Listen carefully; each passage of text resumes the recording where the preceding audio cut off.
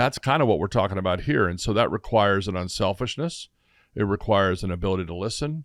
It requires the character to recognize you're not the end all be all. And, here's one that I think it requires that we don't talk too much about. It requires humility. I don't know that a lot of teams understand that the true nature of a championship culture is not ego. It's not pride. It's humility. It's understanding that everybody around me is more important than me, and I've got to give everything I can to ensure that they get all they need from me. That's the true essence of the culture that wins, and within every player.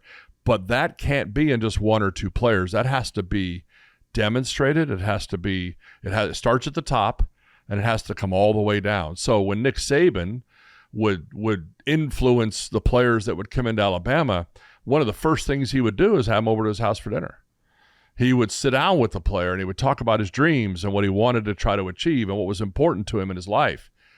And so that he could get right involved with that young man and help him understand that what he brings to the table isn't just as a football player, but as a man. And he would just begin to influence that young man in his sense of value to the team, to the organization, to everybody involved. And then we talk football. Because what it does is it gives him permission now to demand things of that young man that he wouldn't otherwise be able to do, because he's making it happen for him behind the scenes, not just in his academics or other ways, but he's including him in a way that he's not included anywhere else. He's part of the family.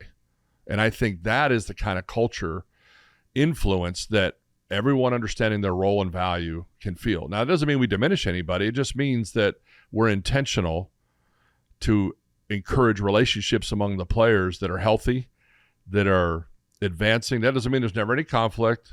And every now and then, a good little swing here and there, yelling at each other, getting after each other is good, because it starts to open up a conversation.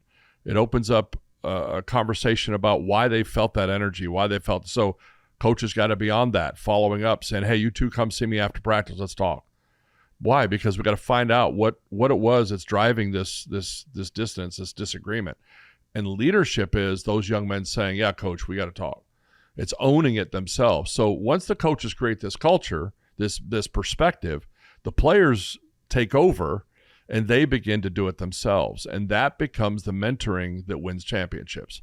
I would suggest that the teams that have maybe lesser talent across the board but have this kind of leadership will go farther in the playoffs than even a team that's very talented. Yeah.